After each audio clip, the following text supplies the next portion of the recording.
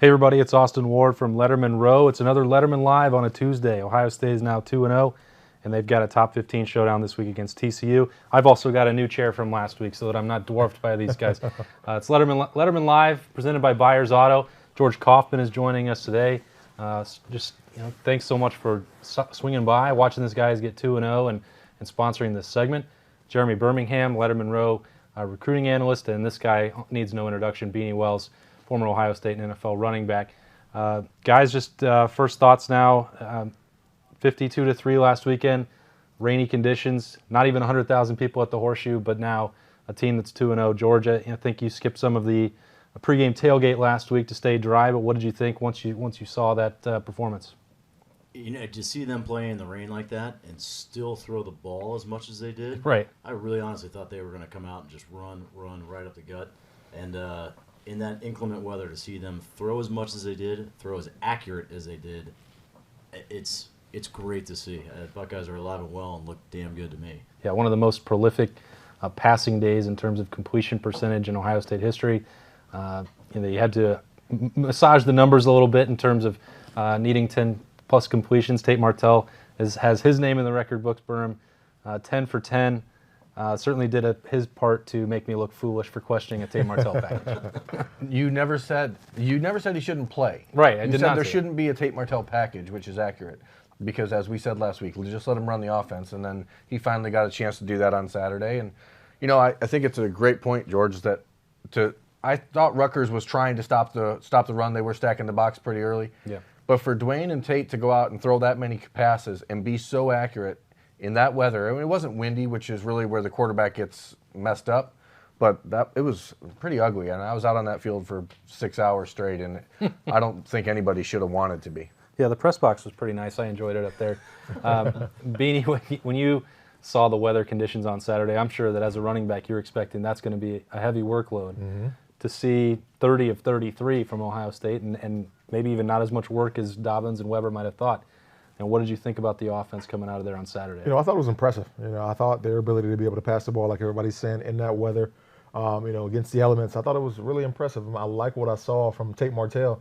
I was like you, saying, hey, this should not be a Tate Martell practice. We were here last week, and Byrne was talking about his guy, Tate, and how good he was. Oh, no, man. I'm just saying, if you're going to put him out there, let him run the offense and see what he can do. And you saw. He proved it. You saw from Tate what he can do, which is when things break down, that's when he's at his best. And maybe the Buckeyes' offensive line is so good that things are never going to break down. Maybe Dwayne Haskins gets the ball out of his hands so fast that it never seems they break down. But, I think in a game like that, fans are probably pretty stoked to see something crazy happen on the field because Tate showed some flashes. I guess the question I have is, at any point, does this thing get to be any quarterback controversy if it continues to go the way this is going? I don't think so, Beanie. I mean, it feels kind of crazy that we're spending so much time talking about Tate because Dwayne Haskins is in the top 3 Heisman Trophy contenders right now. He's got 9 touchdowns in basically one complete game. He's got to sit down in the third and fourth quarter of both of these games. Like, Dwayne Haskins is really freaking good. He could easily have 15 touchdowns. Yeah, if they wanted to, I feel like he can name the number. I was looking up on Saturday that single season touchdown record still belongs to JT. It's 35. Dwayne Haskins is almost a quarter of the way there after 2 games. So I don't think so. To me, the question is, do you still go out in the 4th or 5th or 6th drive of the game?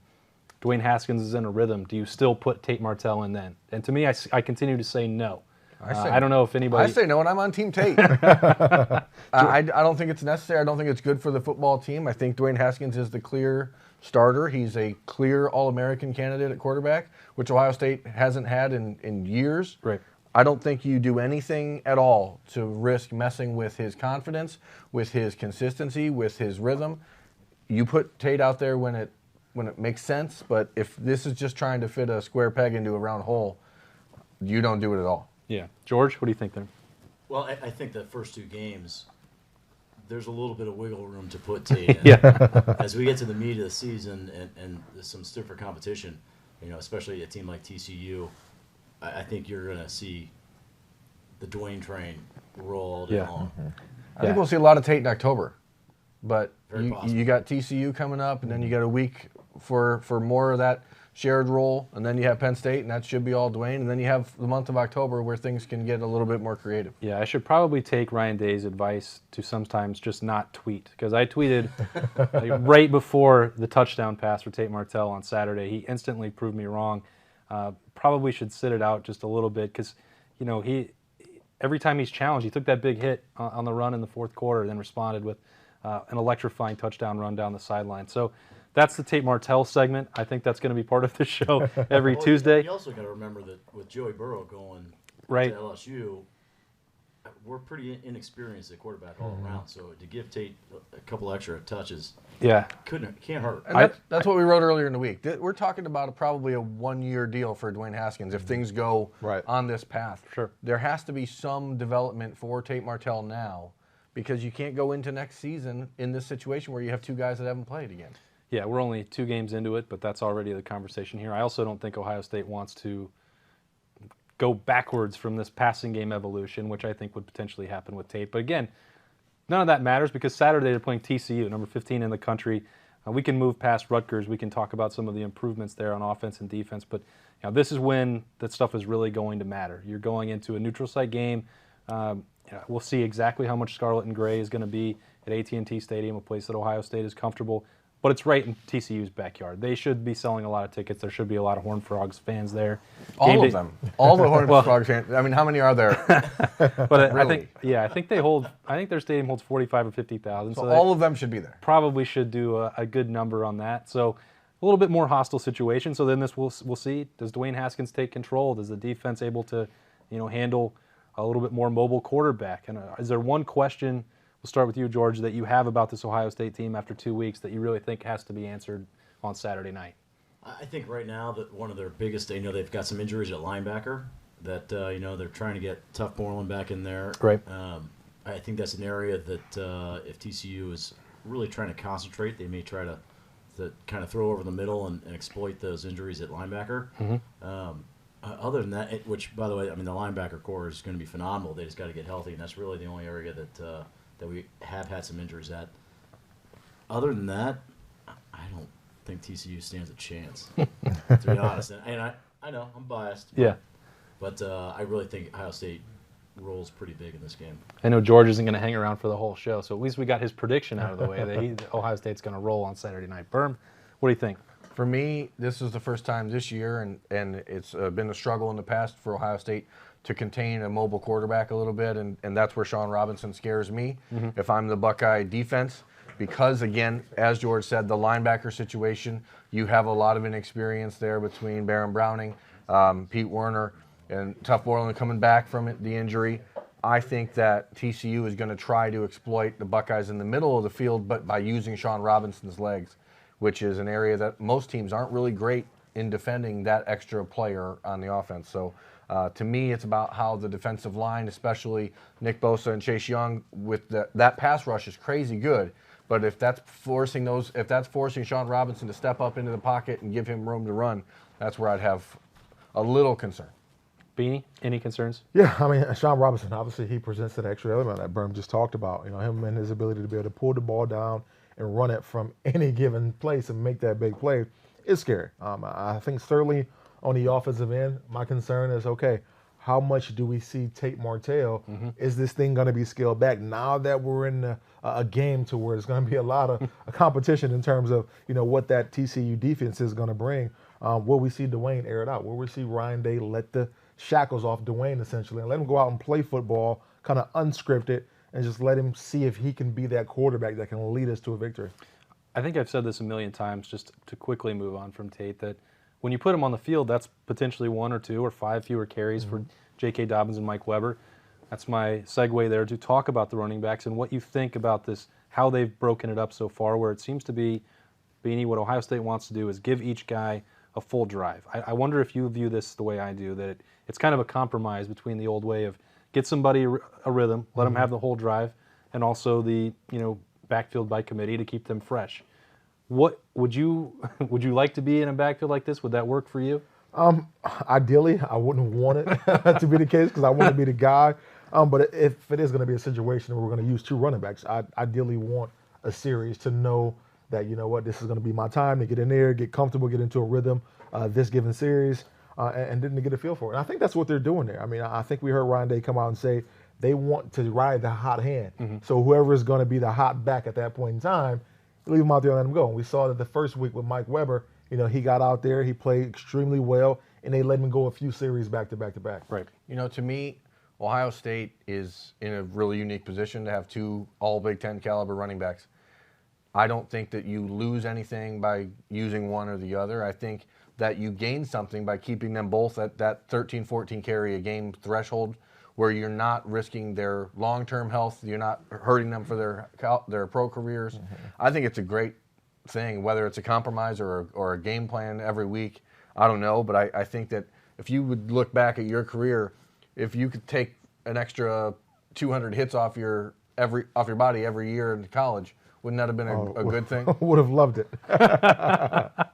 And Definitely. some other guys jumping in too late. Brian Sneeden, Master Teague, Beanie. I don't know how much you learn from a guy in those quote-unquote garbage time reps, but they look pretty impressive. They're very talented. And that's one of the things I love about this new 4-game rule for young guys is you get a chance to kind of appease them. I mean, a lot of times, those guys are 4- and 5-star recruits. They're coming in, and before, those guys were redshirt. They'd be mad. They'd be talking about leaving the next year. Yeah, you look at a guy like Sneed from Florida. I mean, that's you have to get in that moment. Exactly. And you get an opportunity to kind of evaluate and see those guys and, hey, throw them a bone. I mean, let them play in the early parts of the year. If they may have to sit back in the later part, all right, so be it. Those guys got experience. You got a chance to see what you have in those individuals. Yeah. They look like guys who, if you didn't have J.K. Dobbins and Mike Weber already on this team, you think you'd be in pretty good shape. Looking at the defensive side, Berm, I think the guy that I'm most intrigued by right now in terms of a young talent, a guy that may be in need of a position, certainly in need of playing time, is Shaun Wade. He grabs an interception on Saturday, the first one of his career. He struggled last year to get healthy, couldn't, spends the whole year on the sideline. There was all this expectation of a 5-star cornerback. Now we're talking about him nickelback. Is it going to be at safety? I don't know where the best spot is. I know that there's a lot of talented people at corner. It does look like safety alongside Jordan Fuller is maybe a spot where he could fit. But one way or the other, I feel like Shaun Wade's got to be on the field. Yeah, I don't know where he fits best, and I don't care. Just get him on the field. I mean, when coming out of high school in 2017, he was the country's second-ranked cornerback behind Jeffrey Okudah. So you know that these two can play. Sean had. Where did Okudah go? Is he at Ohio State? Okudah, he's also he plays cornerback. You got the best two guys? He plays cornerback for Ohio State. Kendall Sheffield was also in that class. So that seems like pretty good recruiting. It was really nicely done by Kerry Combs. So you're looking at that now, and you see to yourself, okay, Sean last year had a hernia issue. He never got back. Couldn't figure it out how to get into the rhythm and into the rotation. But you've seen it on special teams, and then when he's had the chance to play defense, he has a nose for the football. And that's what this defense, especially the back half, severely needs, is playmakers and someone who can roam the field. And I don't care if he's at corner in the slot, if he's back at safety or wherever they line him up. I think he's a guy that's proven he needs to be on the field. And if that means Jocelyn Wint maybe takes some reps off, I think that's a net positive for the Buckeyes because long-term, Sean's potential here is different than Jocelyn's, and Sean's a potential NFL first-day draft guy. So I think that the Buckeyes realize that they're lacking a little bit in that playmaker wow factor in the secondary, and that's why they've decided to move him and get him some more reps. Yeah, I don't think that takes away anything necessarily from Isaiah Pryor. I thought he was a lot better from week 1 to week 2. Certainly just having Jordan Fuller on the field, I mean, that guy is a difference maker. He's the one that, Beanie, if you sneak out as a running back, try to get that last level, he can erase some things back there. Like, he's the one you got to beat, and most guys I don't think can do it. Yeah, that's something you can't coach. That's speed. I mean, that's one of the things that obviously you love at Ohio State is that, they go out and recruit top-tier talent. Those guys, when given the opportunity, obviously there's going to be some growing pains, but I think we're starting to kind of see these guys kind of, take that next step and to kind of solidify who they are. And I think they only get better as the season goes along. This game this week is going to be a huge test to that secondary. Yeah. How much of last week, the improvement on the defense, do you think is a result of Tuff Borland being back, more reps, and Jordan Fuller being back, and how much of it is a byproduct of just playing Rutgers? A little bit of both. I mean, obviously you play Rutgers and you know you're going to be a lot better because Rutgers, they don't give you much on the offensive end. But in the same sense, I mean, I think when you have an opportunity to build your confidence, get another week of film preparation under your belt and see some of the things that you were able to do or not able to do for that matter, you want to rectify those things. And I think they did just that. I think that was good validation of progress. You know, that we talked about wondering if Ohio State would bounce back, clean up some of those big plays. I mean, we saw those happen against Iowa and Oklahoma. TCU's got the potential to do some of the screen stuff, the misdirection. You know, this is obviously going to be tougher than what Rutgers threw at them, but I think they put enough on film. They saw the mistakes and they corrected them. We've heard Ohio State's coaching staff talk a lot about, you know, in-game adjustments. I think from one week to the next, there was some evidence of that. You might be able to speak to that better than I can, Beanie, with what they showed. But some of it, too, is just having Nick Bosa playing more snaps, Draymond Jones, what you get from a healthy Jordan Fuller, and then more from Tough Borland. We've got one question here. It's just straight to that point that we went to earlier. Daniel Druff here. Who gets more carries this week, Weber or Dobbins? Whew, man, that's tough. I mean, on a week-to-week basis, you just never know. If I had to go with my gut, oh, man. Give me Mike Weber getting more carries this week. I'm going J.K. Dobbins. Right. Well, why not? You got to have different perspectives on this show. I just feel like in this sort of game, that quickness, that lateral quickness is going to be maybe a touch more important for Ohio State than Weber's straight into the hole. And he's at home, Stop. too. He gets a return back to Texas. It's interesting to me, Beanie, is that through 2 games, we did a Buckeye Q about a month ago about Mike Weber and what he could do when he's healthy. I feel like even what we saw from last November in that Michigan State game, that Mike Weber has elevated beyond that. I mean, it sounds crazy to me. I wouldn't have thought it. Right now, I think I would say that Mike Weber is the starting tailback for Ohio State and, you know, playing more effectively. Now, that can change from week to week, but I would have never thought that was going to be the case. I know you've been very high on him all along. Yeah, I mean, obviously you get him healthy. And I think the number one thing for Mike Weber, as you guys know, when there's a guy that comes in as a freshman, looks very good, you're motivated. You want to fix a lot of things about your game. You want to work 10 times harder. And I think he did just that in the offseason. And I think it's going out and he's proving it right now when we watch him play. I agree. I think the best thing that's ever happened to Mike Weber at Ohio State is J.K. Dobbins. Yeah, it's working out pretty well. That was a really tough decision for him. I remember after the Cotton Bowl, man, he looked like the saddest guy in a locker room that I'd ever seen celebrating a bowl game. Everyone else was celebrating. He was kind of crying in the corner.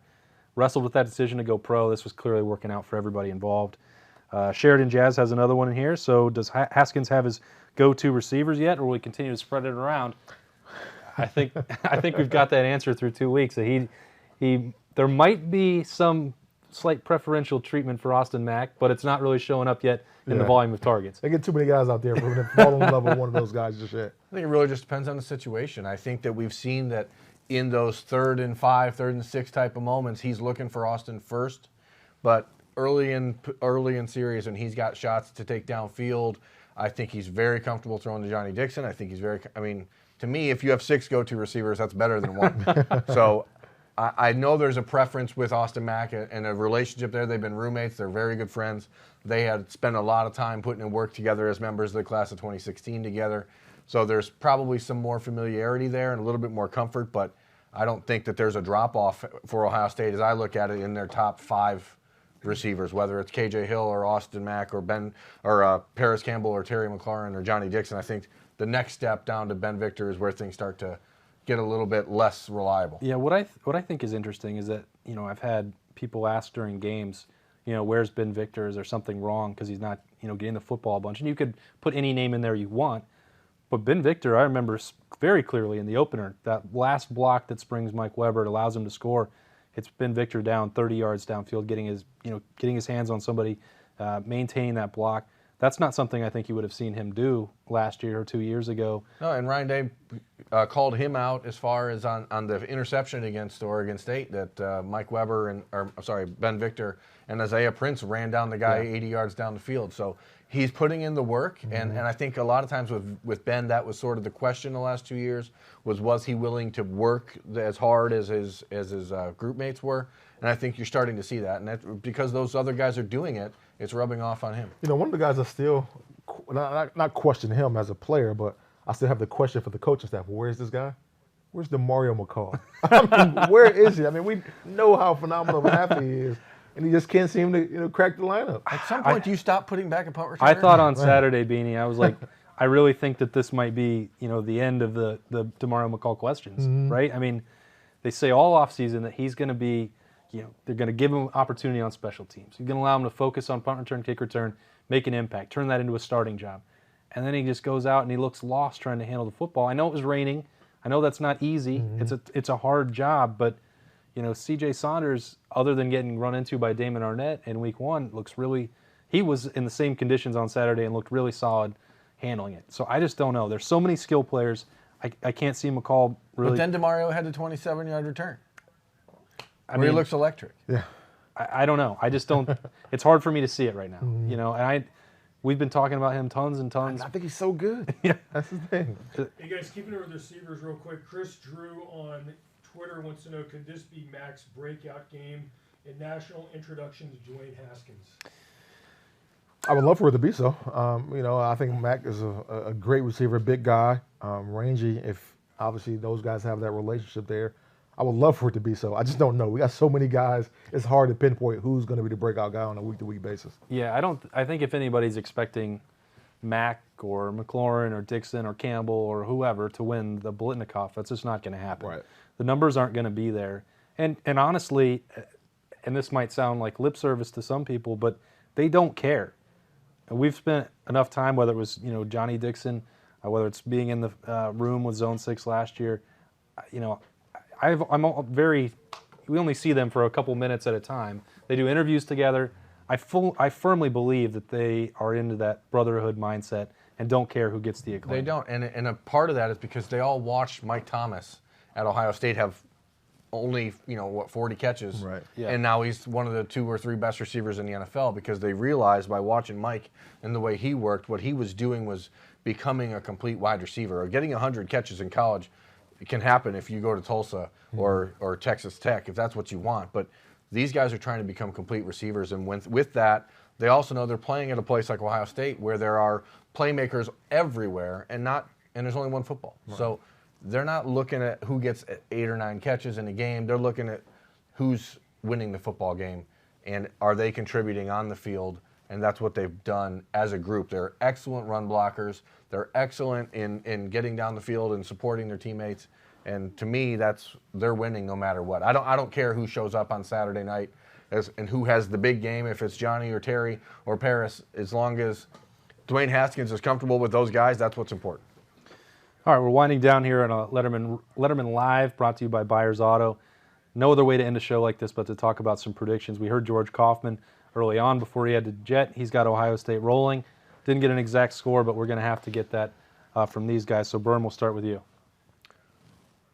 Well, let's say I'm going to call it Ohio State 42-28.